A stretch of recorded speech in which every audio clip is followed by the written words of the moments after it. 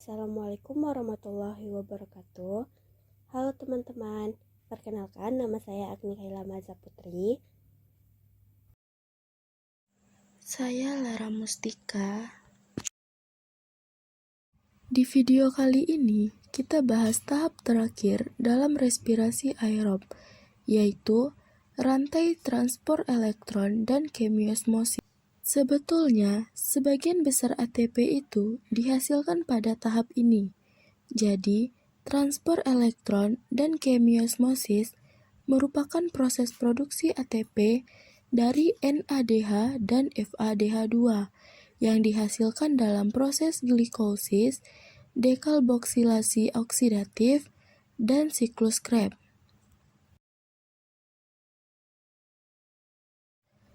Kenapa NADH dan FADH2 harus diubah menjadi ATP terlebih dahulu? Nah, karena perlu diketahui bahwa NADH dan FADH2 ini merupakan salah satu bentuk energi yang tidak dapat langsung digunakan oleh tubuh. Jadi, harus diubah dulu menjadi ATP baru bisa dimanfaatkan oleh tubuh. Oleh sebab itulah, tahap transfer elektron dan kemiosmosis pada respirasi aerob ini sangat penting. Rangkai transport elektron dan kemiosmosis ini terjadi di mitokondria, tepatnya di bagian membran dalam mitokondria atau biasa disebut dengan krista. Jika kita perbesar bagian dalam membran mitokondria ini, maka akan terbentuk seperti gambar berikut. Bagian dalam membran mitokondria tersusun atas fosfolipid bilayer, kompleks protein 1, koenzim Q atau ubiquinon, kompleks protein 3, kompleks protein 4, sitokrom C, ATP sintase, dan kompleks protein 2 yang ada di bagian bawah. Disebut dengan rantai transport elektron karena di dalam prosesnya terjadi transfer elektron dari satu protein ke protein yang lain. Dan oksigen berperan sebagai penerima elektron terakhir yang akan membentuk H2O, di mana nantinya H2O ini akan dikeluarkan dari sel. Proses perubahan NADH dan FADH2 menjadi ATP terdapat sedikit perbedaan. Apa sajakah perbedaannya? Nah, yang pertama, pengubahan NADH menjadi ATP. Proses yang terjadi pada tahap transport elektron diawali dari NADH yang akan diuraikan menjadi NAD+. Hal ini akan membuat elektron hasil dari reaksi memasuki kompleks protein 1, lalu dikirim ke ubiquinon. Saat elektron melewati kompleks protein 1, hal ini akan memicu dipompanya ion H+, menuju ruang antar membran. Elektron dari ubiquinon akan dibawa melewati kompleks protein 3 ke sitokrom C. Saat melewati kompleks protein 3, hal ini juga akan memicu dipompanya ion H+ menuju ke antar membran. Kemudian dari sitokrom C, elektron akan dibawa ke matriks mitokondria melalui kompleks protein 4. Saat elektron melewati kompleks protein 4, maka akan memicu dipompanya ion H+ menuju ke ruang antar membran. Nah, selanjutnya elektron akan diterima oleh molekul oksigen yang kemudian akan berikatan dengan dua ion H+ membentuk H2O atau air. Bila dihitung, transfer elektron dari bermacam-macam protein tadi memicu dipompanya 3 ion H+ keluar menuju ruang antar membran. Ion H+ atau proton tersebut akan kembali menuju matriks mitokondria melalui enzim ATP sintase. Kemudian, ion H+ yang melewati ATP akan memicu enzim tersebut membentuk ATP secara bersamaan. Karena ada 3 ion H+ yang masuk ke bagian matriks, maka terbentuklah 3 molekul ATP Nah, pengubahan FADH2 menjadi ATP. Pertama, FADH2 akan diurai menjadi FADH+, kemudian elektron masuk ke kompleks protein 2.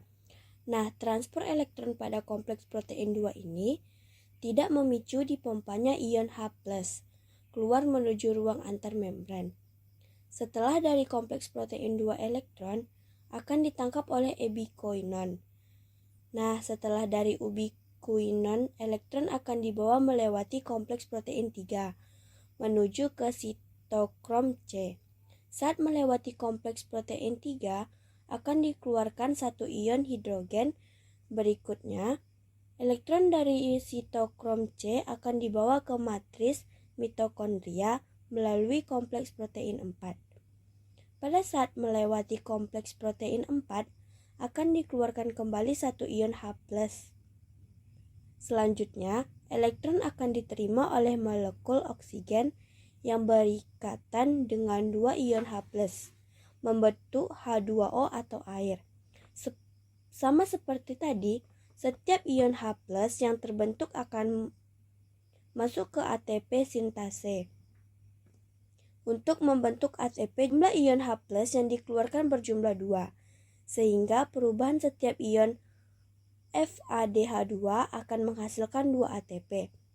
Nah, proses transfer elektron ini terjadi sampai tahap diterimanya elektron oleh oksigen yang merupakan aseptor elektron terakhir, sedangkan proses pembentukan ATP oleh enzim ATP sintase tersebut dinamakan dengan kemiosmosis. Nah, selesai sudah proses respirasi aerob. Selanjutnya, kita akan hitung berapa total ATP yang dihasilkan dari respirasi aerob.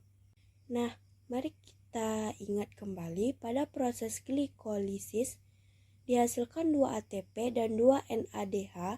Pada proses aktif dihasilkan 2 NADH. Lalu pada siklus Krebs dihasilkan 6 NADH, 2 FADH2, dan 2 ATP. Nah, teman-teman, cara menjumlahkannya adalah ATP tidak perlu kita ubah lagi karena memang sudah bentuknya ATP. Yang kita ubah di sini adalah NADH dan FADH2. 1 NADH dikalikan 3 ATP dan 1 FADH2 dikalikan 2 ATP. Maka, jumlah ATP yang dihasilkan pada proses glikolisis adalah 2 ATP tetap menjadi 2 ATP, dan 2 NADH menjadi 6 ATP, dan kemudian pada proses dekarboksilasi oksidatif dihasilkan 6 ATP. Selanjutnya, pada tahap siklus Krebs dihasilkan 18 ATP, 4 ATP, dan 2 ATP tetap menjadi 2 ATP. Sehingga total keseluruhan ATP yang dihasilkan dari respirasi aerob adalah 38 ATP. Lalu, kenapa masih ada yang menyebutkan bahwa respirasi aerob itu 36 ATP? Karena 2 ATP-nya digunakan untuk menembus mitokondria bagi 2 NADH pada glikolisis. Nah, kita akan sudah tahu bahwa glikolisis itu terjadi di sitosol. Jadi, NADH dihasilkan pada proses glikolisis ketika masuk atau menembus bagian mitokondria, maka harus membutuhkan ATP. Sehingga total energi yang diperoleh adalah 36 ATP.